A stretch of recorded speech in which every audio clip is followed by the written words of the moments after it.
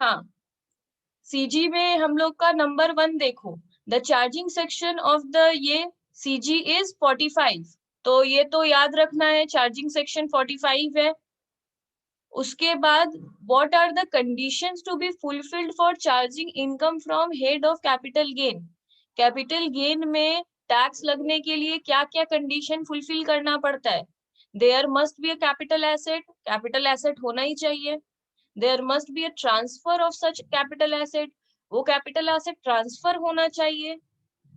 फिर the transfer of such capital asset has been affected during the previous year, और वो transfer इसी previous year में होना चाहिए। तो ऑल ऑफ द अबव। फिर बोल रहा है विच of the following is not a requisite of charging income tax on capital gain. कौन सा कंडीशन जरूरी नहीं है? कौन सा जरूरी नहीं है? The transfer must have been affected in the relevant assessment year. Assessment year में हो ये जरूरी नहीं है, ये भी पता नहीं है, आगे बढ़ते हैं। There must be a gain arising on transfer of capital asset. Obviously capital gain होगा तभी कैपिटल गेन लगेगा, तो बी वाला तो होना चाहिए। सी में बोल रहा है capital gain should not be exempt under section 54। बोल रहा है किसी भी तरीके का एग्जेम्पशन नहीं होना चाहिए। एग्जेम्पशन हो गया तब तो टैक्स नहीं लगेगा, तो ये ठीक है। Capital gain should not be exempt under section 54 EC। वैसा कोई भी सेक्शन दे देगा, बोल रहा है एग्जेम्प्ट नहीं होना चाहिए। हाँ, एग्जेम्प्ट हो जाएगा तब तो टैक्स नहीं लगेगा। ए नंबर रॉन्ग है। कंडीशन है कि इस प्रीवियस ईयर में कैपिटल गेन होना चाहिए, इस असेसमेंट ईयर में होना चाहिए, ऐसा नहीं। क्यों? इसका मतलब क्या है? हम लोग का प्रीवियस ईयर है 1920, असेसमेंट ईयर है 2021, तो कैपिटल गेन इसमें नहीं होना चाहिए, इसमें होना चाहिए।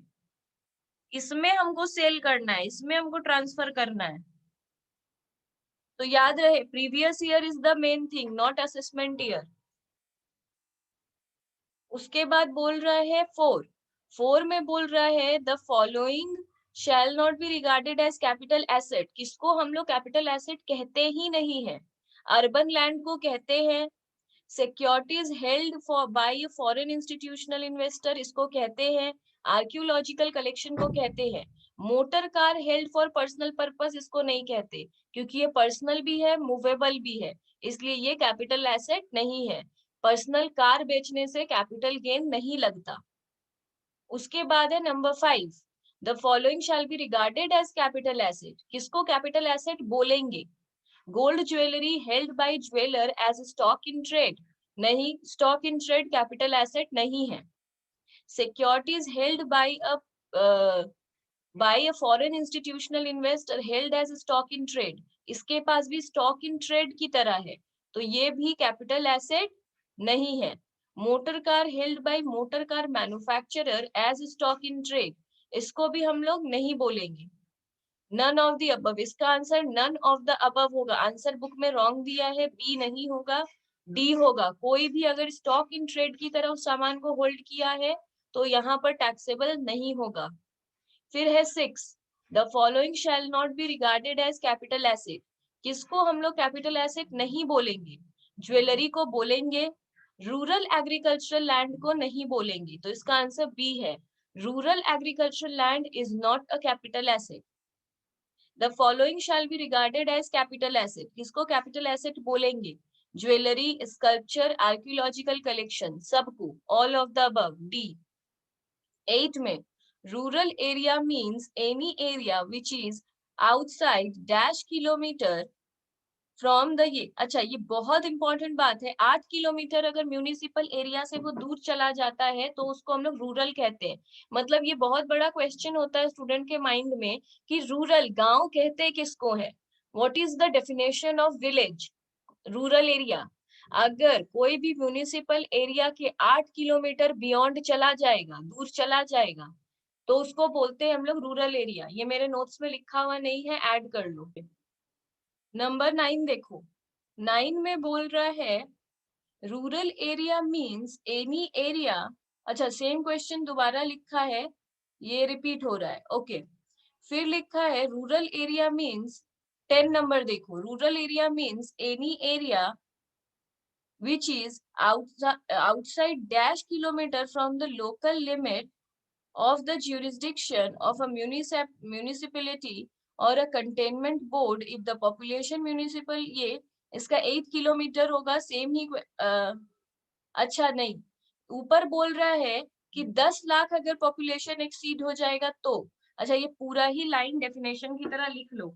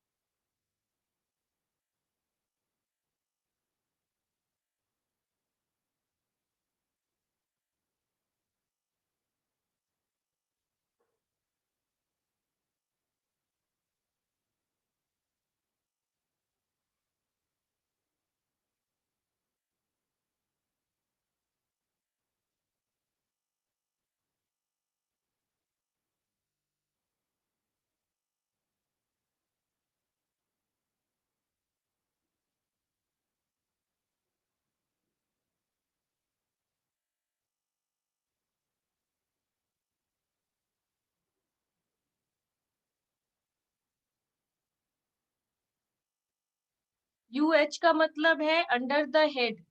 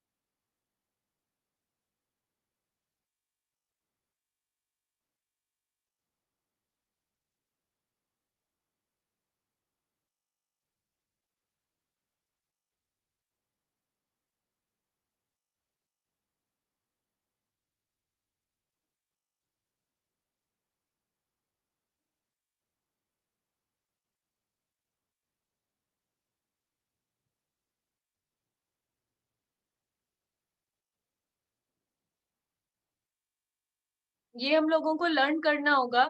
ऊपर बोल रहा है कि अगर agricultural land situated in any area with in the jurisdiction of a municipality having population not less than 10,000 people, बोल रहा है हम लोग इतना मतलब वहां जहां पर से 10,000 से कम पॉपुलेशन होता है उसको एक हम लोग रूरल कहते हैं, एग्रीकल्चरल लैंड कहते हैं, जिसपे 10,000 से भी कम पॉपुलेशन है।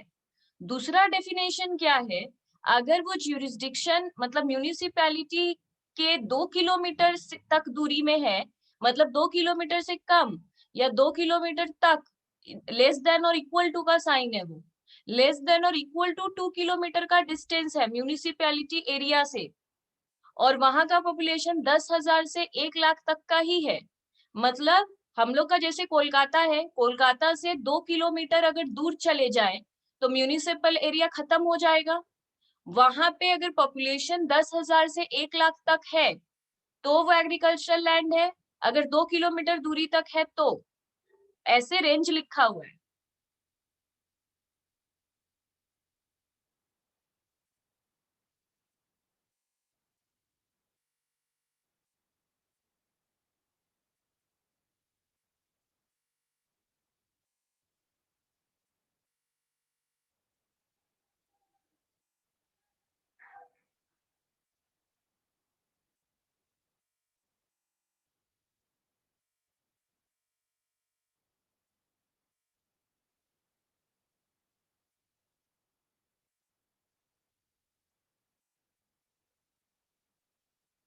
जैसे कि हम एक एग्जाम्पल दे रहे हैं, बोल रहा है अगर किसी का 1 किलोमीटर तक वे दूरी में है, जैसे कोलकाता एक म्यूनिसिपल एरिया है, म्यूनिसिपल एरिया है कोलकाता, वहां से 1 किलोमीटर दूर पे एक जगह है और वहां का पॉपुलेशन 9,000 किलोमीटर है, सॉरी 9,000 पॉपुलेशन है, तो क्या वो लैंड हम लोगों का कैपिटल एसेट है? नहीं।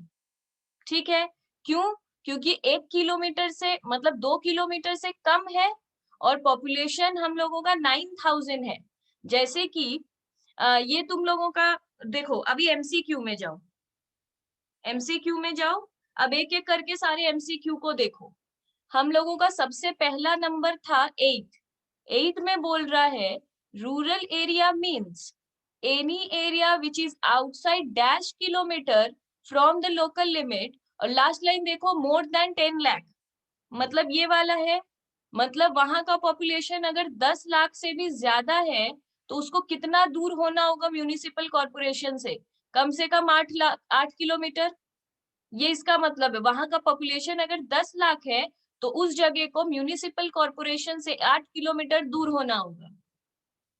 नेक्स्ट 9 नंबर देखो, 9 नंबर में बोल रहा है rural area means any area which is outside dash kilometre, इसमें बोल रहा है 1 lakh but not exceeding 10 lakh, 1 lakh but not exceeding 10 lakh, मतलब 1 लाख से 10 लाख तक का पॉपुलेशन है, तो वहां का कितना किलोमीटर होना चाहिए? वो कितना दूर होना चाहिए? सिर्फ 6 किलोमीटर दूर होना चाहिए। उसके बाद बोल रहा है रूरल एरिया मींस, वो किलोमीटर पूछ रहा है, अगर 1 लाख को ही अभी तक एक्सीड किया है मतलब ये वाला, तो 2 किलोमीटर ही होना चाहिए। इस तरह से ये डिफरेंशिएट किया है, तो पॉपुलेशन देखकर आंसर देना। इसके बाद हम लोग जा रहे हैं नंबर 11 में, capital asset excludes all except, ये सब को हटाता है except stock in trade, capital asset नहीं है, पर्सनल इफेक्ट कैपिटल एसेट नहीं है, तो ज्वेलरी, सारा ही कैपिटल एसेट नहीं है, सिर्फ एक को छोड़ के, that is jewellery, C capital asset है। उसके बाद transfer of which of the following asset will not be considered as capital gain, किस पे कैपिटल गेन नहीं लगेगा? गोल्ड डिपॉजिट बॉन्ड हम क्लियरली लिखवाए थे स्टार्टिंग में, कौन कौन सा कैपिटल गेन कैपिटल एसेट नहीं है? Gold deposit bond capital asset नहीं है, हम इट डज नॉट इंक्लूड बोलकर लिखवा दिए थे गोल्ड डिपॉजिट बॉन्ड। उसके बाद बोल रहा है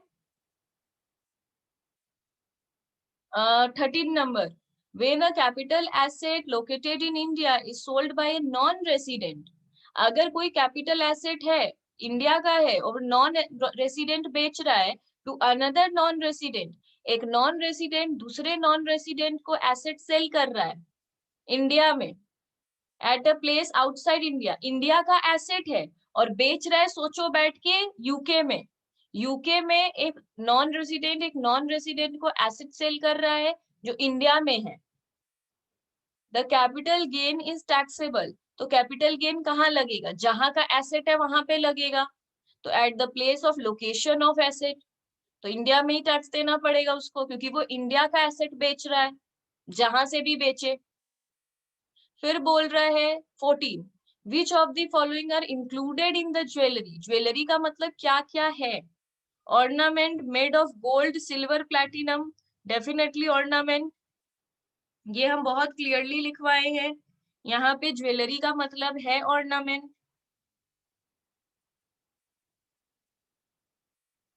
ऑर्नामेंट है। उसके बाद बोल रहा है प्रीशियस मेटल, वेदर और नॉट वर्क, हाँ प्रीशियस मेटल, वेदर और नॉट वर्क, और सून का मतलब होता है जड़ा हुआ, इनटू एनी वियरिंग एपरल, वो भी है। हम एपरल भी लिखे हैं, कपड़े में अगर काम किया हुआ है गोल्ड का तो वो भी ज्वेलरी में काउंट हो जाता है। सेमी प्रीशियस स्टोन, वो भी डेफिनेटली, जब दो है ही तो ऑल ऑफ द अबव ही होगा, डी। फिर 15, unlisted securities are treated as long term capital asset. Unlisted security को हम लोग लॉन्ग टर्म कब बोलेंगे?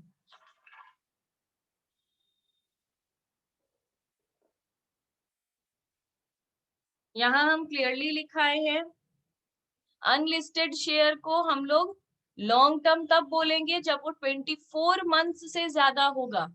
तो यहाँ पे ऑप्शन है सी, मोर देन 24 मंथ्स। फिर है 16, लिस्टेड शेयर को कब बोलेंगे? लिस्टेड शेयर को बोलेंगे जब वो 12 महीने से ज्यादा होगा। इन टर्म्स ऑफ ये immovable property being land and building और बोथ, लैंड और बिल्डिंग कब होगा? जब वो 24 मंथ से ज्यादा होगा।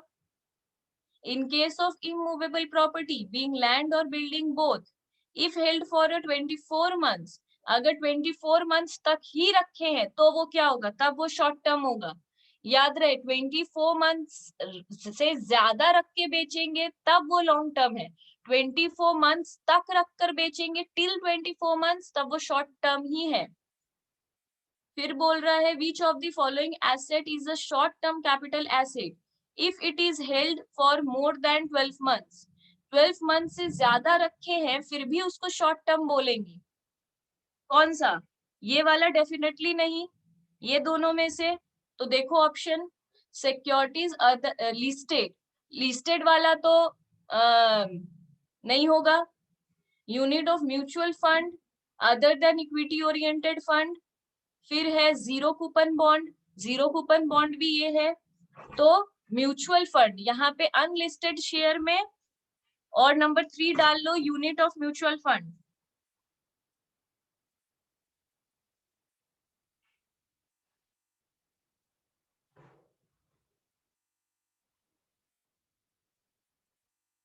उसके बाद आते हैं 20, इसमें दिया है D limited engaged in steel industry acquired a vacant piece of land on 15 May 2016।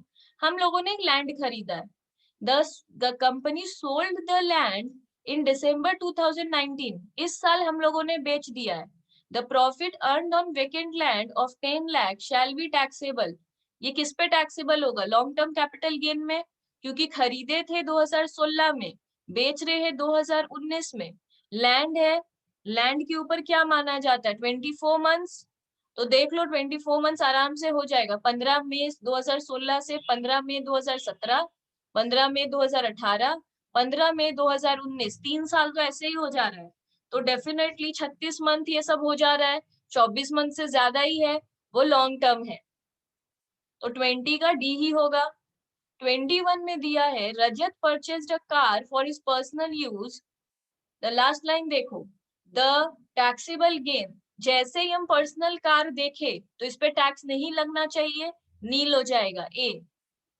22, which of the following is a long term capital asset if held more than 12 months but less than 24 months? मतलब long term किसको बोलेंगे? इसमें से कोई होगा? तो इसमें क्या लिखा है? यूनिट ऑफ म्यूचुअल फंड, ये वाला तो डेफिनेटली नहीं। उसे शेयर ऑफ लिस्टेड, ये वाला हो सकता है बी। शेयर ऑफ अनलिस्टेड नहीं हो सकता। फिर दिया है गोल्ड ज्वेलरी, गोल्ड ज्वेलरी हो सकता है। तो बेसिकली इसका आंसर बी और डी दोनों है। ये कॉम्प्लिकेटेड दिया है, एग्जाम में ऐसे नहीं देगा, तो इसको इस सम के हिसाब से बी मार्क कर लो, बट ऐसा एग्जाम में नहीं देगा, वो लोग बोथ ऑप्शन देगा। 23 देखो, cost of acquisition of a capital asset being a unit of a business trust allotted pursuant to transfer of shares or shares as referred to section ये बोल रहा है कि हम लोगों ने एक business being a unit of a business trust, हम लोगों ने एक बिजनेस खरीदा है। अलॉटेड टू ट्रांसफर, हम लोग बिजनेस किसी का खरीदे और उसको हम लोग शेयर्स दे दिए हैं, मतलब किसी से कुछ भी खरीदो और शेयर्स में पे करो, वो भी ट्रांसफर कहलाता है, कन्वर्शन हो जाता है, वो उसको कन्वर्शन कहते हैं। किसी से कुछ भी खरीदो और पेमेंट में शेयर्स दे दो, तो उसको हम लोग कहते हैं कन्वर्ट कर दिए शेयर्स में, उसी दिन हम समझाए थे। तो ये क्या किया है, किसी से बिजनेस खरीदा है और उसको शेयर्स दे दिया है, तो cost of acquisition to him of the share, तो कॉस्ट ऑफ एक्विजिशन क्या कहलाएगा, शेयर्स। इसका क्या मतलब हुआ, जैसे सोचो हम तुम लोगों से एक बिल्डिंग खरीदे हैं 50 लाख का, तुम लोग को कैश में पेमेंट नहीं करके हम तुम लोग को अपने कंपनी का शेयर्स दे दे रहे हैं, तो हम क्या दे रहे हैं, शेयर्स दे रहे हैं 50 लाख का। तो बिल्डिंग का सेल्स वैल्यू क्या कहलाएगा, 50 लाख, क्योंकि हम कितने का शेयर तुम लोग मेरे से लिए हो, 50 लाख का, तो सेलिंग वैल्यू क्या कहलाएगा, 50 लाख। तो कॉस्ट कितना होगा उस शेयर का, 50 लाख। उसके बाद बोल रहा है 24, which of the following is included in the definition of transfer, हम ट्रांसफर का प्रॉपरली डेफिनेशन लिखाए हैं, तो क्या क्या मतलब है, sale exchange of the asset, फिर बोल रहा है extinguishment of any right therein, compulsory acquisition, सभी कुछ है, ऑल ऑफ द अबव, ये एक्सटिंग्विशमेंट एक न्यू वर्ड मिला है, वहां पे ऐड कर दो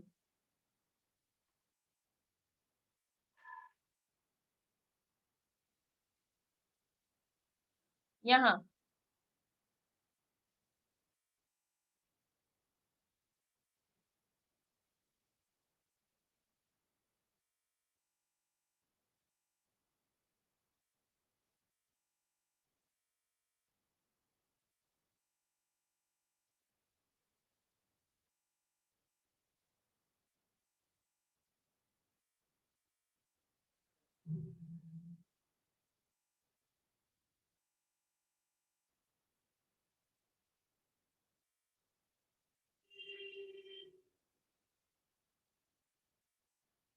ठीक है, उसके बाद बोल रहा है 25, in case of a capital asset being the right to subscribe to any financial asset which is renounced in favor of any other person, renounced क्या होता है, सोचो कोई चीज हम खरीद ली है पर हमको वो चाहिए नहीं, तो हम क्या किए, किसी और को वो सेल कर दिए, उसको बोलते हैं रिनाउंस करना, रिनाउंस का मतलब सेल ही समझो।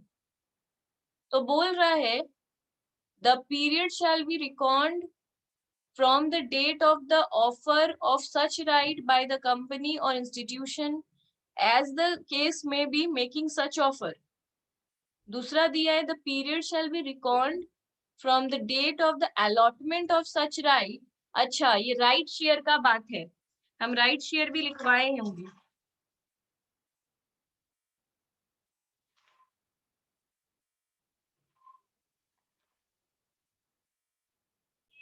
पहले हम समझा देते हैं राइट शेयर्स होता क्या है।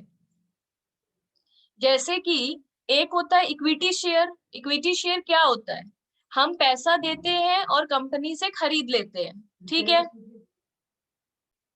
हम क्या करते हैं, पैसा देते हैं और इक्विटी शेयर खरीद लेते हैं, ठीक है। अब क्या होता है, कंपनी बोनस शेयर इशू करता है, जो हम लोग को मतलब पता है फ्री ऑफ कॉस्ट इशू करता है, बोलता है जिसके पास 100 शेयर है उसको हम 5 शेयर दे देते हैं, एग्जाम्पल 5 शेयर दे देते हैं, इसके लिए वो मेरे से कुछ भी चार्ज नहीं करता है, ये वो मेरे को फ्री ऑफ कॉस्ट दे देता है, ठीक है। राइट शेयर क्या होता है, वहां पे वो मेरे लिए ऑफर निकालता है कि जिसके पास 100 शेयर है उसको हम 5 शेयर देंगे, पर अभी मेरे शेयर का एक एक शेयर का मार्केट प्राइस चल रहा है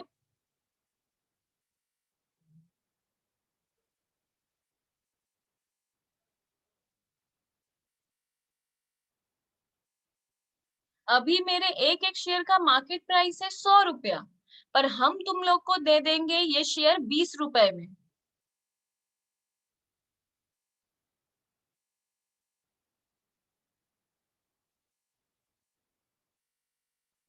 तो मेरा एक एक शेयर का दाम 100 रुपया, पर तुम लोग को दे देंगे 20 रुपए में। क्यों? क्योंकि तुम लोग पहले से मेरे एग्जिस्टिंग शेयर होल्डर हो।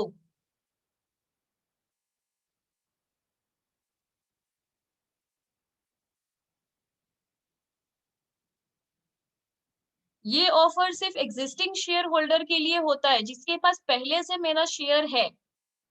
तो सोचो अब ये होता कैसे है, ये समझाना है मेरे को। ये कंपनी, सोचो आज कितना तारीख है, आज है सोचो 2 नवंबर। तो 2 नवंबर 2020 को वो अनाउंसमेंट किया है। ध्यान से सुनना, वो अनाउंसमेंट किया है कि जिसको मन है ये राइट शेयर खरीदने का, वो मेरे पास आके फॉर्म कलेक्ट कर लो।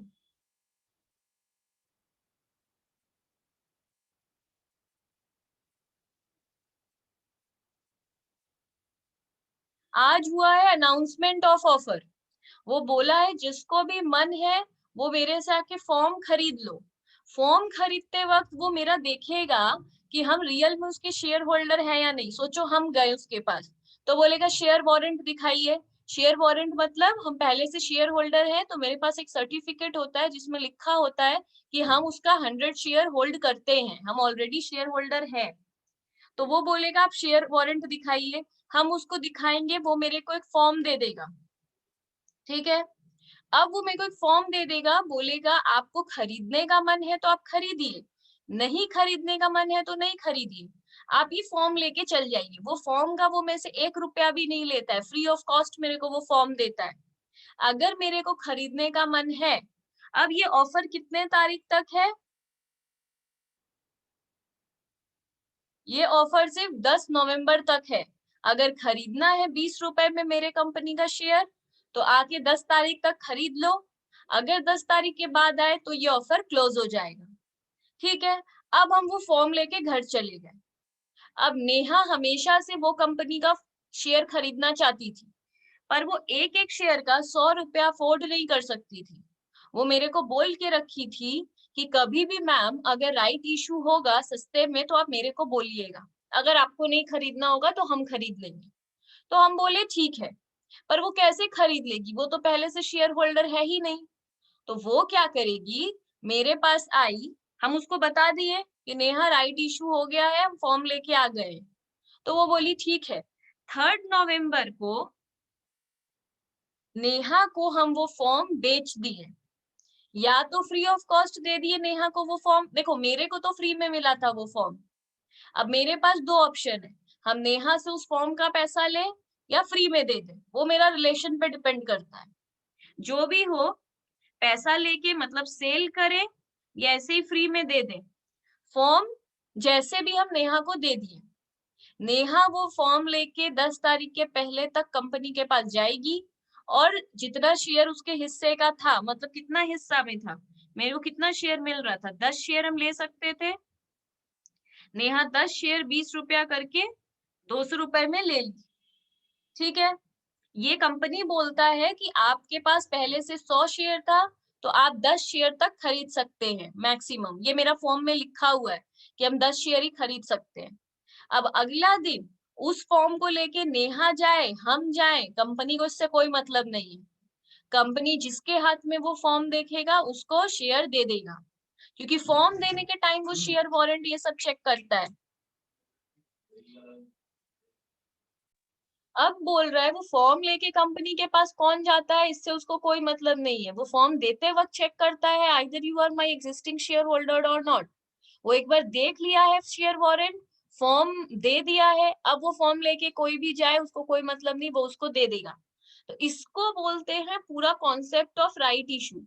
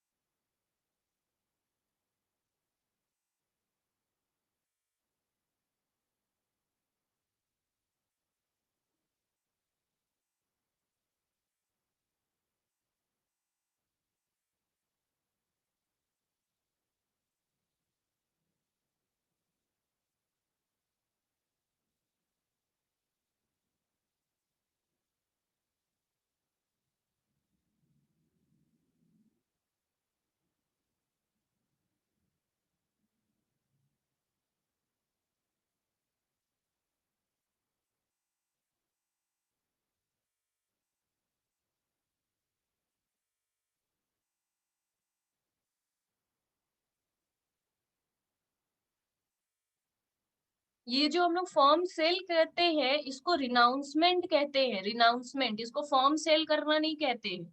इसको अगर कोई लिखता है तो लिखता है उसने रिनाउंस किया है। रिनाउंस मतलब ही होता है फॉर्म सेल करना।